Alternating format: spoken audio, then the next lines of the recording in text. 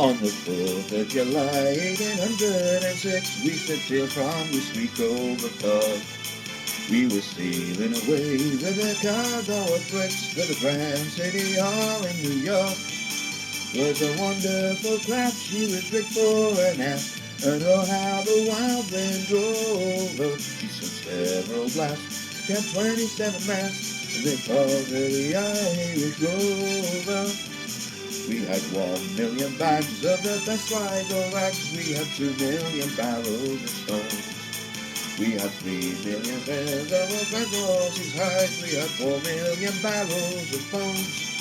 We had 5,000,000 hogs, 6,000,000 dogs, 7,000,000 barrels of porter. We had 8,000,000 sides of old Manico tides, and the whole of the Irish Rover. There was old Nicky too, who played hard on his flute when the ladies lined up for a set. He was too full of skill for his squabbling quadrille, though his dancers were fluted and best. With his mouth ready talk, he was cocked out the war. He rolled the dames under and over. They all knew at a glance when he took up his stance that he sailed in the Irish Rover.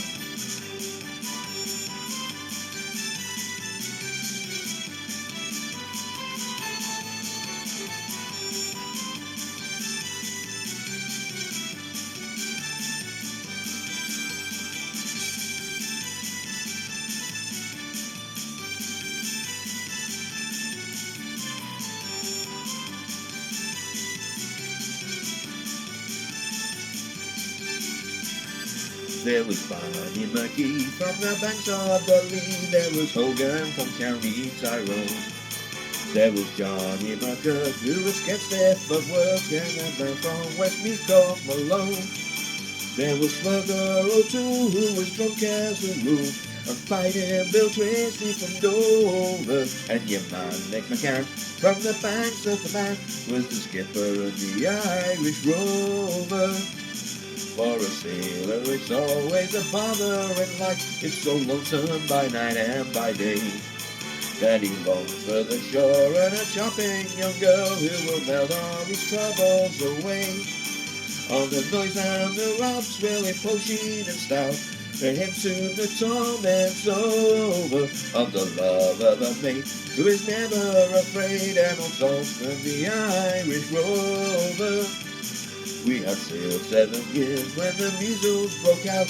The ship lost its way in the fog, and that whale of a crew was reduced down to 2, just myself and the captain's old dog.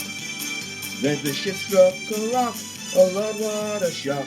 The bulkhead was turned right over, turned 9 times around, and the poor old dog was drowned.